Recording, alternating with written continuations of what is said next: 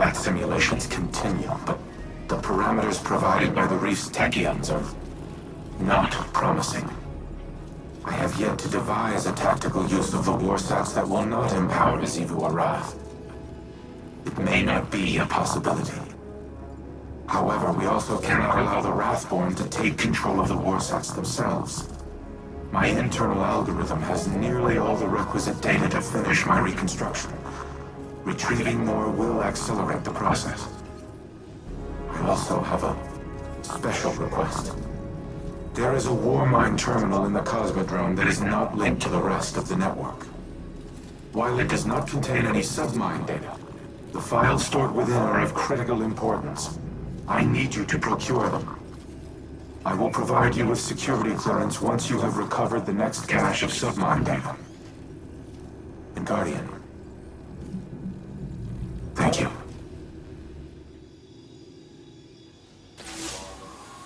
I keep coming back to a question that's been bugging me. Did I do the right thing?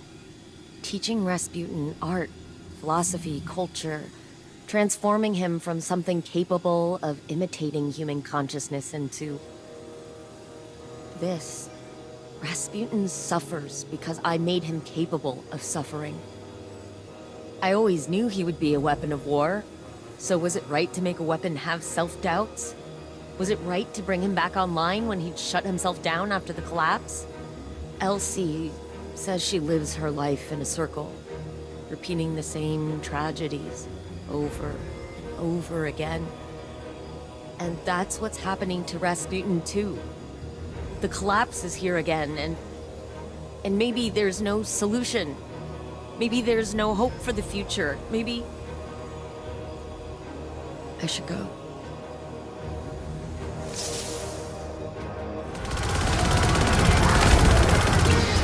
Sweet vindication. Must feel nice. How's Osiris? Happy for me? A little jealous, too. But he's always been good at hiding how he really feels. Used to be for his own benefit. Now, it's for mine. That sweet old curmudgeon. Well, don't let him hear you say that. The data terminal is located in a subterranean bunker. It contains the most highly classified files in my archives. By design, they have been completely isolated from the network. You must physically retrieve them. Handle them with care, Guardian. Not even Anna knows of their existence.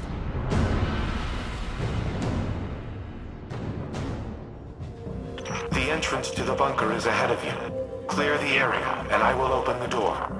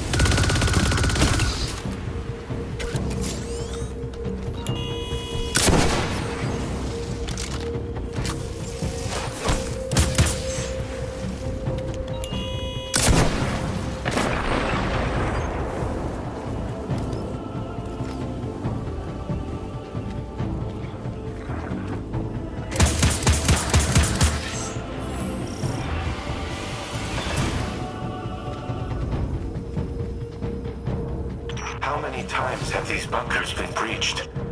The Fallen, the Hive, the Taken.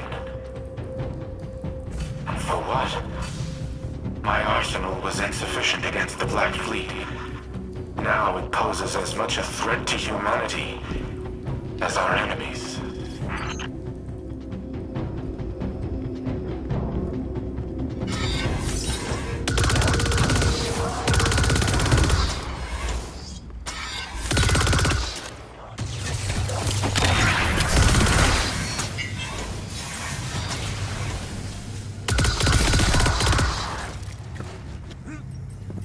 As the war mind, my primary objective has been ensuring humanity's survival.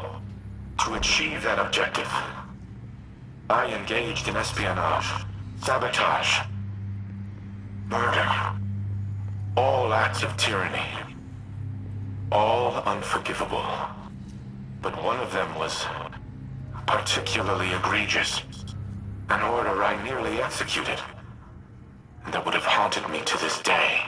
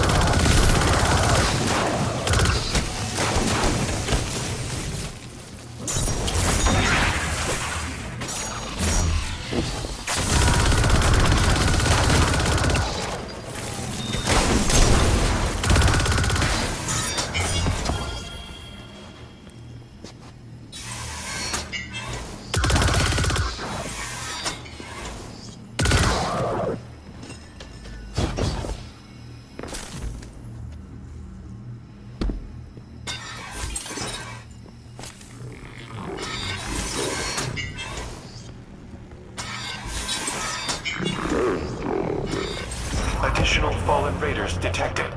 Eliminate them before I unseal the next door.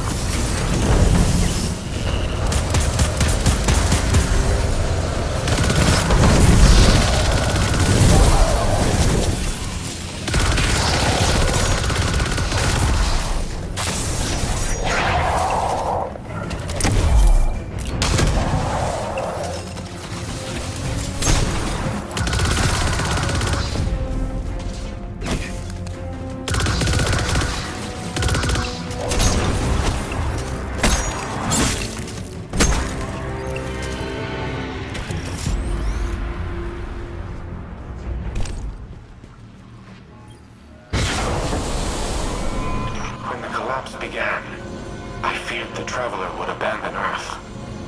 So, I reactivated the protocol to use the warsats against it. I intended to immobilize the Traveler, to force it to stay. But in the end, I aborted the firing sequence. Anna does not remember this, but it was she who convinced me to stop. She has always been the angel on my shoulder. My humanity. She is the reason that I am more than a weapon. I am Rasputin because of Anna Bray.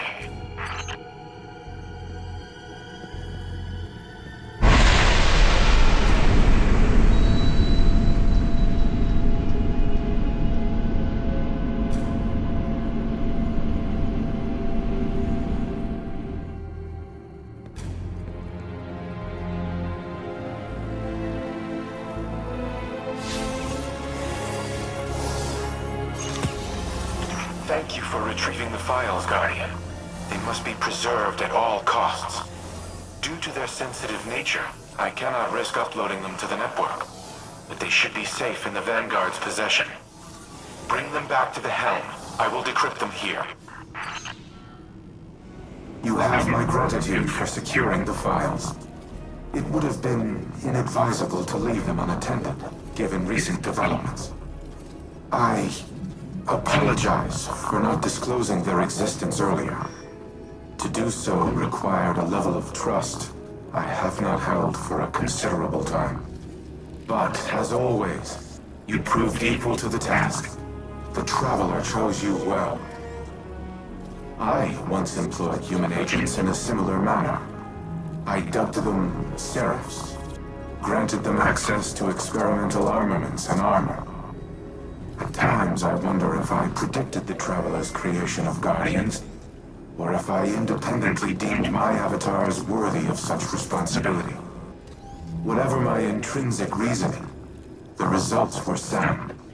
You and the Seraphs are kindred spirits, stalwart defenders of your kind. In the past, I have made errors in judgment, decisions based on faulty premises and flawed moral frameworks. But you are proof that the Seraph Protocol was no such error. Choosing to trust humanity may have been the best of my decisions. I do not know what the ultimate outcome of this war will be. But come what may, we will fight together.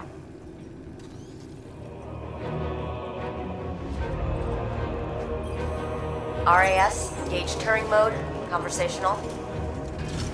Old habits. Sorry. I'm so used to you being more machine, more directive-driven, and less... Human. I wish this had come for you at a better time.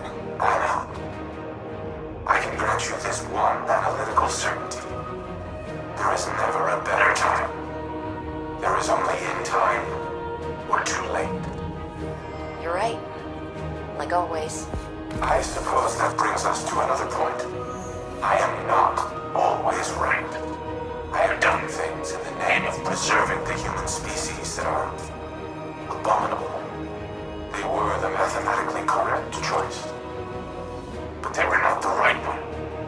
My new exomind pathways have given me an opportunity to review a lifetime of decisions, to weigh them against emotional and moral conceits that I was not, in the moment, capable of comprehending. Others have called me a tyrant. They're wrong. They are not. You have given me the ability to objectively see my own value, but also the ways in which my value has imposed a negative sum to the collective well-being of humanity. It is the sum of an equation I am still trying to balance. But that does not mean your work has been in vain. You gave me choice and free will, and I did with it what I thought was right. That is the sum of your life's work. I see now, at the time of our final calculus, the value in that.